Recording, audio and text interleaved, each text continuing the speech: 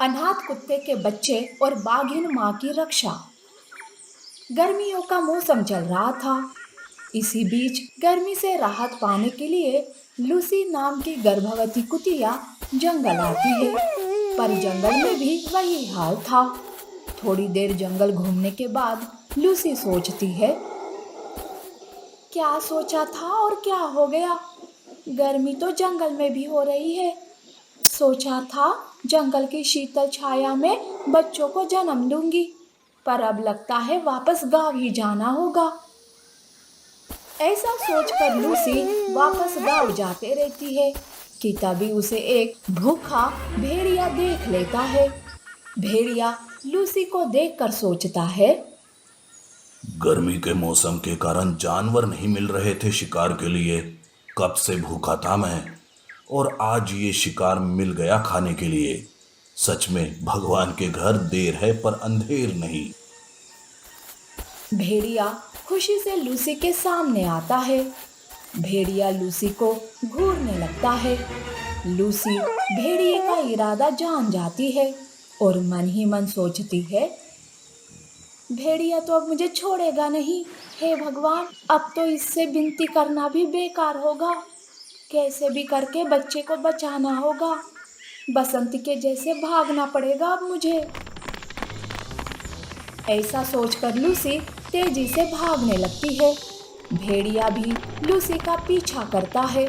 Lucy के भागने की वजह से उसके पेट में हलचल शुरू हो जाती है। तब वो भागते भागते कहती है, बच्चे घबरा मत। अब जब तक कोई सुरक्षित जगह नहीं मिल जाती तब तक मैं रुकने वाली नहीं हूँ। थोड़ा सब्र रखो। लूसी पूरी ताकत के साथ भाग रही थी, पर भेड़िया भी हार नहीं मान रहा था। वो भी तेजी से उसका पीछा कर रहा था। लूसी भागते भागते एक पेड़ के पास रुक जाती है। वो पीछे देखती है तो भेड़िया अभी भी उसका पीछा कर रहा था। तब वो कहती है, हे भगवान, आसपास कोई नहीं दिख रहा है जिससे मैं मदद मांगू। हे भगवान, मेरे बच्चे की रक्षा कर, कोई चमत्कार कर। देखते ही देखते भेड़िया लूसी के पास पहुंच जाता है। भेड़िया समय न गवाते हुए लूसी पर हमला करने जाता है। पर तभी पेड़ पर एक जादुई दरवाजा प्रकट हो जाता है। लूसी उस दरवाजे से अंदर चली जाती है।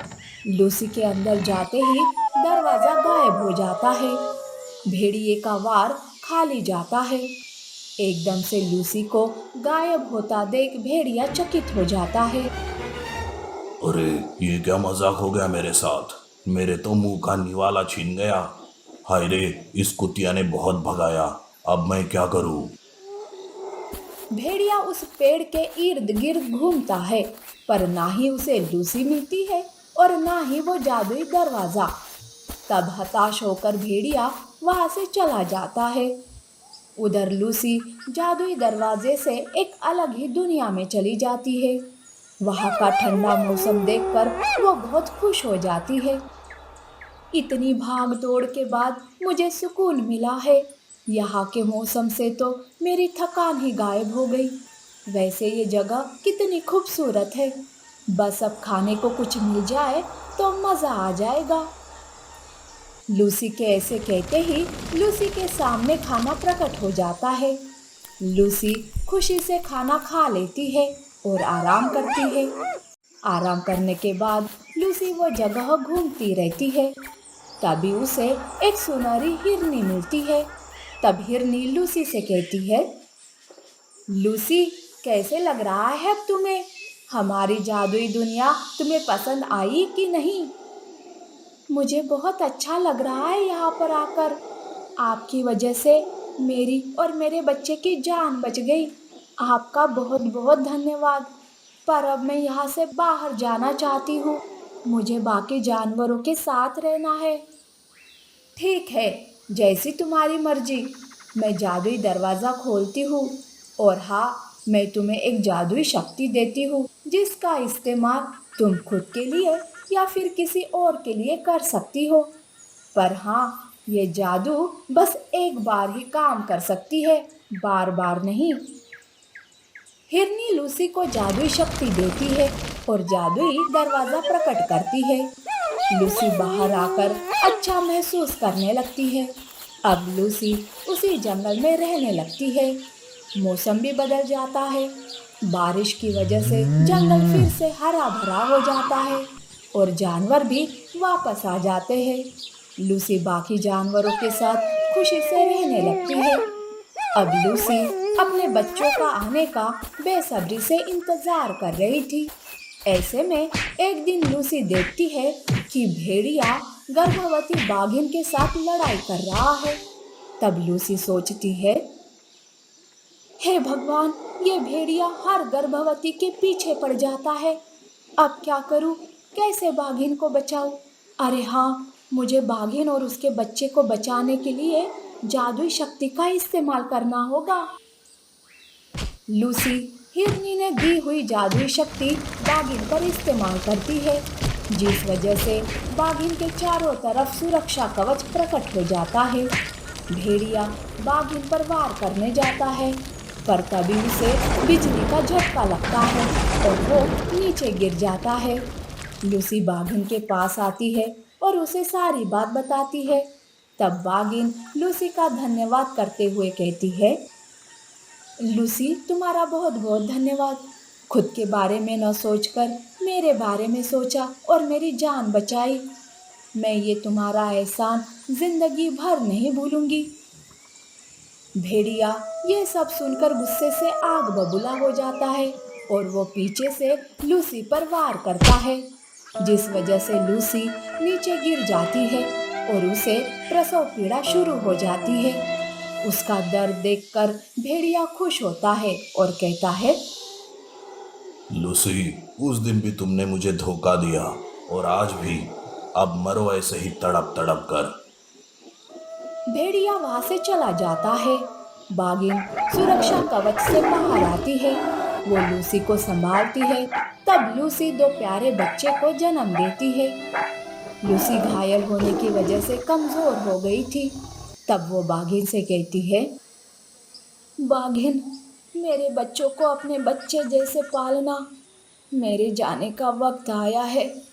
मेरे प्यारे बच्चों, अपनी नई माँ के साथ खुशी से रहना। ऐसा कहकर लूसी दम तोड़ देती है। बाघिन लूसी के लिए फूट फूट कर रोती है, पर बच्चों को देखकर अपने आंसू पोंछ लेती है। बाघिन लूसी के बच्चों को प्यार से पालने लगती है।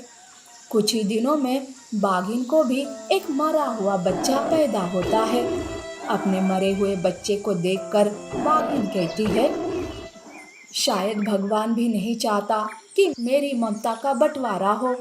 मैं अपने बच्चे को पाकर कई लूसी के बच्चे को प्यार ना दे सकूं। शायद इसीलिए ये सब हुआ। अब मेरे बस ये दोनों ही बच्चे हैं और मैं उनकी माँ। बाघिन लूसी के बच्चों को सिम्बा और बगीरा नाम देती है। बाघिन बच्चों को बड़े ही प्यार से पाल पोस कर बड़ा करती है। बाघिन की परवरिश से बच्चे भी बाघ के जैसे ताकतवर बन जाते हैं।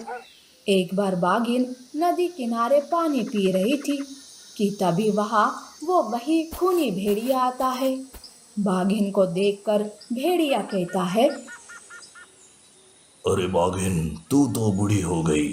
अब तू जीकर भी क्या करेगी? मरने से पहले मेरी भूख मिटा दे, उतना ही पुण्य कमा लेगी तू। बाघिन भेड़िए की बात का कोई जवाब नहीं देती और बस हंसते रहती है। उसका हंसना देखकर भेड़िए को बहुत गुस्सा आता है और वो गुस्से से बाघिन पर हमला करने जाता है। पर तभी वहाँ सिम्बा और बगीरा आ जाते हैं। वो भेड़िए को रोकते हुए कहते हैं, तुमने पहले भी हमारी माँ को हमसे छीना है। हमारी माँ की वजह से हम में इतना दम है कि हम उसकी रक्षा कर सकते हैं। भेड़िए, आज तो तू बच नहीं पाएगा हमसे। सिम्बा और बगीरा दोनों भी मिलकर भेड़िए से लड़ाई करते हैं और उसे जान से मार देते हैं। बाघिन को अपने दोनों बेटों पर नाज होता है। इस तरह से दोनों बेटों ने एक माँ का बदला पूरा किया और दूसरी माँ